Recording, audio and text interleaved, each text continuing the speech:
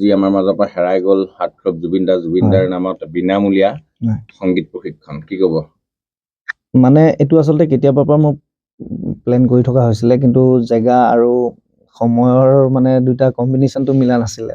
কেতিয়াবা জেগা পাওঁ, কেতিয়াবা নেপাওঁ, কেতিয়াবা সৰু হয়, আৰু তেনেকুৱা এটা ডাঙৰ জেগা কোনো পটককৈ দিবলৈ বিচৰা নাছিলে। শেষত নদুৱা জাতীয় বিদ্যালয়ত মই কথা পাতোঁতে তেওঁলোকে মোক সন্মতি দিয়াৰ কাৰণে অহা 11 তাৰিখৰ পৰা আমি আৰম্ভ কৰিছোঁ যে জুবিন গাৰ্গৰ বিনামূলীয়া প্ৰশিক্ষণ প্ৰত্যেক দেওবাৰে 10:30 বজাৰ পৰা নদুৱা জাতীয় বিদ্যালয়ত হ'ব। আৰু তাৰ কাৰণে কোনো ধৰণৰ মান্থলি ফিজ, কোনো ধৰণৰ আপোনাৰ এডমিশ্যনৰ এইবিলাকৰ কোনো প্ৰয়োজন নাই।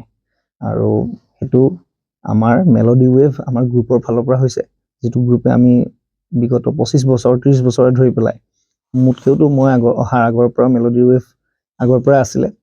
গতিকে আমাৰ মেলোডি ৱেভে মিলি পেলাই মই দায়িত্ব লৈ পেলাই কামটো আৰম্ভ কৰিছোঁ। আৰু সেইখিনি পঞ্জীয়ন হৈছে নাই এতিয়ালৈকে? পঞ্জীয়ন হোৱা নাই এতিয়ালৈকে। আমি সদ্যহতে আৰম্ভ কৰি লওঁ, পঞ্জীয়নৰ কাৰণে আমি পৰ্যায়ক্ৰমে আগবাঢ়িম। আৰু আপোনালোকৰ যিহেতু এটা মহান উদ্দেশ্য, আৰু ইয়াত সেইখন পৰিচালনা কৰোঁতে যথেষ্ট আৰ্থিকভাৱেও কিছু সমস্যাৰ সন্মুখীন হ'ব। যদি বিনামূলীয়াই হয় তেনেহ'লে কেনেদৰে আগবঢ়াব? মানে চাওক, আমাৰতো এতিয়া লাইভ শ্ব'বিলাক থাকে, যিবিলাক আমাৰ লাইভ শ্ব' থাকে, লাইভ শ্ব'ৰ পৰা আমি কিছু ধৰক ইয়াত ইনভেষ্ট কৰিছোঁ, বৰ্তমানলৈকে কৰি আছোঁ। আৰু তাতো যদি কোনোবা ধৰক সদাশয় ব্যক্তিয়ে কিবা আগবঢ়াওঁ বুলি ভাবে, আমাৰ কোনো কথা নাই, তেনেকুৱা আমি ৰাখিছোঁ, তেনেকুৱা আমালৈ আগবঢ়াইছেও বাৰু। কিন্তু যিখিনি বৰ্তমানলৈকে হৈ আছে, অকল আমাৰ লাইভ শ্ব'ৰ পৰা যিখিনি ধৰক আমাৰ আৰ্নিং হৈছে, সেই লাইভ শ্ব'ৰ পৰাই আমি কৰি আছোঁ, এটা অংশ ইয়াত ধৰক কৰি আছোঁ। আৰু শিক্ষাৰ্থীসকলৰ কাৰণে সম্পূৰ্ণ বিনামূলীয়া? সম্পূৰ্ণ বিনামূলীয়া। কেতিয়াৰ পৰা? 11 তাৰিখৰ পৰা, এই অহা দেওবাৰ 11 জানুৱাৰী। ক'ত হ'ব? নদুৱা জাতীয় বিদ্যালয়। কেনেদৰে যোগাযোগ কৰিব লাগিব? যোগাযোগ কৰিবলৈ হ'লে মই মোৰ ফোন নাম্বাৰটো ইয়াত আপুনি স্ক্ৰীণত দি দিব পাৰে।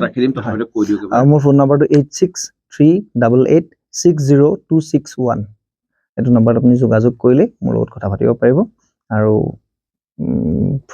ফৰ্মো দি থকা আছে। জামুগুৰিৰ মেক্সিমামখিনি স্কুলত আমি দিয়াৰ ব্যৱস্থা কৰিছোঁ, ঢলাবিললৈকে দিয়াৰ ব্যৱস্থা কৰিছোঁ, নাগশংকৰলৈকে দিয়াৰ ব্যৱস্থা কৰিছোঁ। গতিকে তাৰ পৰা যদি কোনোবা যদিও পোৱা নাই, আমাক কমেণ্ট যোগেও জনাব পাৰে, বা মোৰ ফোন নম্বৰত ফোন কৰি পেলাই জনাব পাৰে, আমি দিয়াৰ ব্যৱস্থা কৰিম। ধন্যবাদ।